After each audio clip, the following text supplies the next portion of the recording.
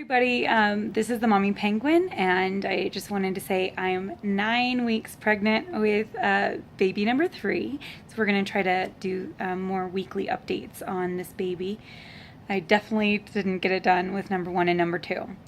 So some of the things that I want to talk about are my baby registry lists on Pinterest and my products that I have highly researched and chosen based off of multiple moms' recommendations and reading through like all the reviews on Amazon.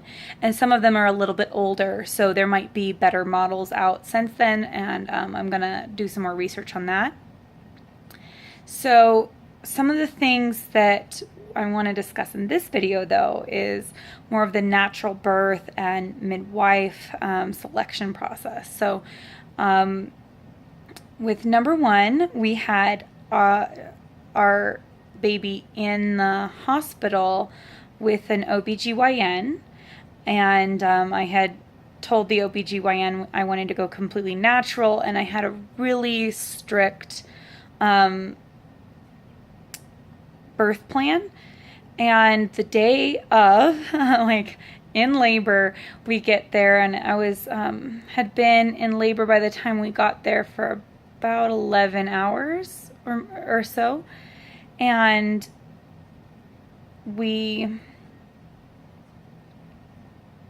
did not get our OBGYN. That OBGYN was on vacation, the one that I discussed everything with and talked through and kind of fought my way for him allowing me to have a natural birth and being okay with everything, and him feeling like I was ready and I was well versed and understood the risks and benefits of both the all of the medical procedures and all of the medical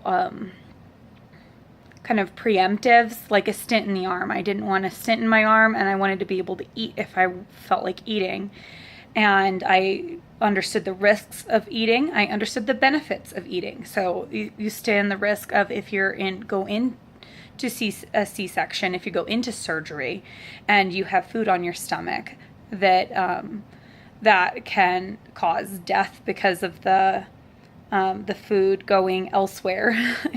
And you can look into that more. I won't talk about that in depth, but at this point, and you also stand the risk of having nausea and vomiting associated with the food that you ate in labor. On the other side, if you're in a long labor, you're doing a number on your body and not eating anything, and you're unable to sustain and have the energy to go forward and move forward with the birthing process. And that's also where you could lead into a C-section that's unnecessary, that isn't because of the baby, but just because your energy is being lost, you're starving, your body is going into withdrawals, like you would if you were in, if you had just decided all of a sudden that you're going to take a 24-hour food break and have no food. That's going to be hard, and your body's going to get tired and weary for that first day especially. Normally when you're fasting, it doesn't kind of clear up till about day 3. And those first 2 days are really hard on your body. So if you imagine you're fasting through a time when your body is, doing extreme laborious work, like if you're going through a marathon and you're not eating during that marathon, that's going to be really hard if you don't stop and take the right nutrients. So I had okayed with him that it was okay if I felt like eating, that I could eat. And I'd also okayed that I didn't have to have a stent in my arm, and I knew the risks of not putting a stent in my arm. I also knew the benefits of not putting a stent in my arm. For me, the benefit was a comfort issue that most people don't have an issue with. But when we had our daughter, the OBGYN I talked with was, again, on vacation, and we got on-call OBGYN that was very anti-natural birth. And she refused to look at any of our birth plan. She refused to follow any of our birth plan, and she even pretty much refused to listen to me.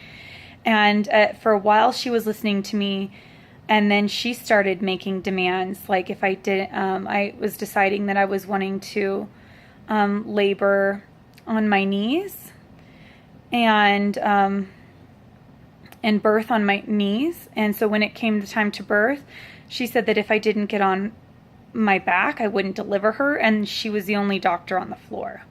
So, and then she asked me if I wanted to have Pitocin or Cytotec. I think it was Cytotec after my daughter was born, immediately after, because she was tugging on my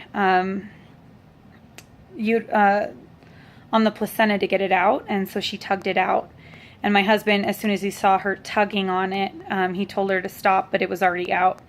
And then so she wanted to offer me Cytotec so I didn't have maternal bleeding associated with tugging my placenta out and not letting it come out. She also cut the cord, despite me yelling at her no, not to cut it, several times. And cut it after there was no, like after my daughter was fully out and on my chest, and she cut it after that point, so she didn't let the blood flow even then. Another thing, so the Cytotec, she asked me if I wanted it, and then while I was discussing and asking her about the risks of me having it at that point, like after the baby had been born, I asked her, what the risks associated were, and she said, oh, well, I gave it to you anyway. So needless to say, we went through the hospital complaint system and wrote some bad reviews about her on Facebook. Well, not Facebook, on the doctor websites and the hospital review websites. But I was not going to have an OBGYN birth again, because when I went to OBGYNs, every single one of them seemed like there was an on-call process for them. And there wasn't I'm going to have you, and and we're going to discuss this, and we're going to make our decisions now, and we're going to have a reasonable way to talk through it when I'm in labor, because I'm not completely against a C-section if it's necessary, but I'm not going to have a C-section and go through a major surgery and be on all those drugs, because my body does not respond well. I'm extremely drug sensitive. So I'm not going to go through that right when I have a new baby, especially that I have to take care of, if I don't need to. Especially being a very drug sensitive person, and everyone in my family is drug sensitive, and some highly allergic to drugs. I didn't want to be putting things in my body that who knows how badly they could mess me up, because it can take me about 3 to 4 times longer to have the half-life of like a Benadryl wear off to the point where I'm not sleepy after 2 days. So, and some people wouldn't get tired at all, and I'm like, it'll knock me out for 2 days. So drugs have a massively different effect on my body, and I would be completely unusable. Like, I'm just sleeping and I'm not being able to take care of my baby. That is not what I want. So for me, it's a very high priority to have a natural birth versus one that has drugs involved. So I'm not sitting here judging anyone, but I am wanting to make sure that everyone's very well informed about the risks that they're taking when drugs and surgery gets involved. And even when you're using natural herbs and stuff, all of these herbs, they work because they have side effects.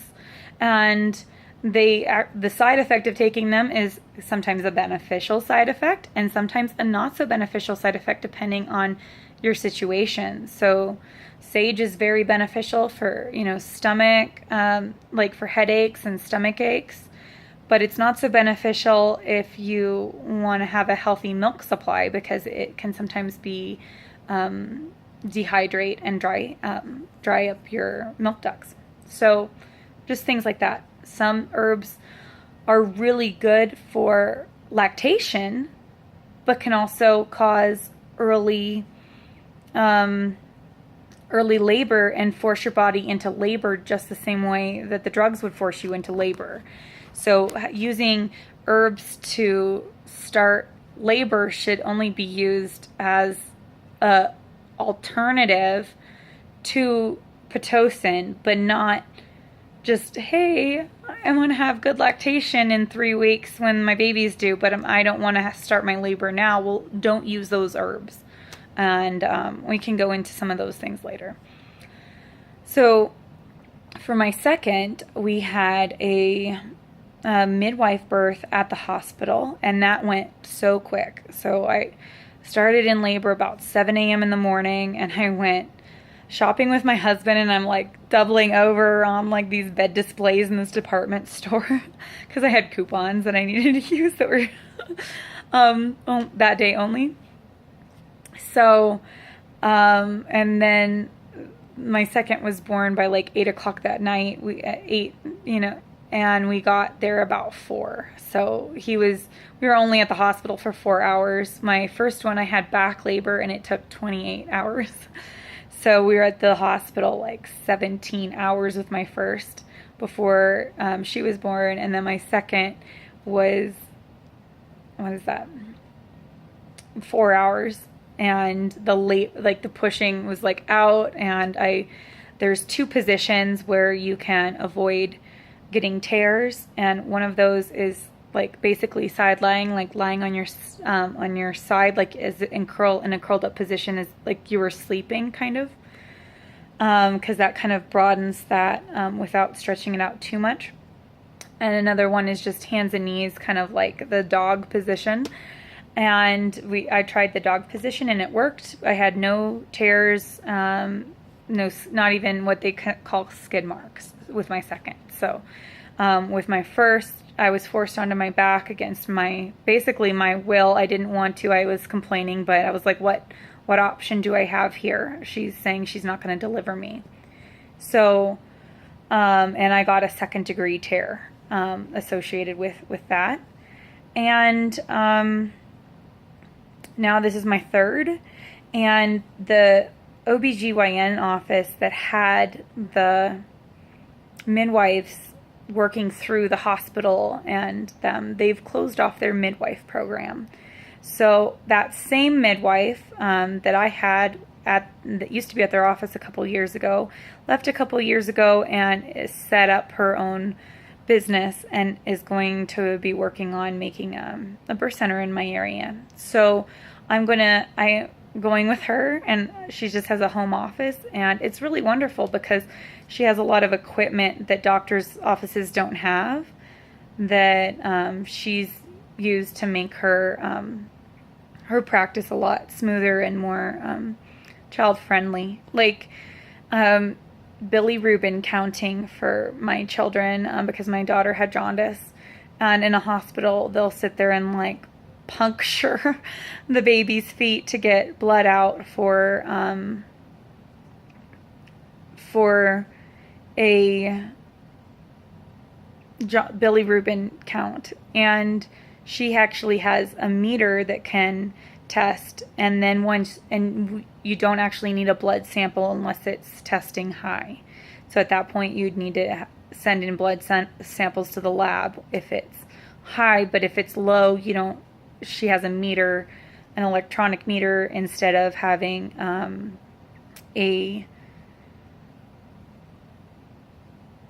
like this gouging of the little baby's foot, which is really cool. So I feel like it's going to go a lot smoother having that process, and more midwives in my area at least are being able to get insurance, and I'm really comfortable because she already took care of me with my second, and I know that how great she is. So and she can do it in a hospital environment, and she has basically enough degrees to be a doctor. She's just choosing to have a midwifery practice versus a doctor, PRN licensure, because this is the type of work that she loves. So I'm really excited about number 3, despite being super nervous about moving bedrooms and combining bedrooms, and I'm a little interested to see what gender it is because it'll depend on who's going to share their room.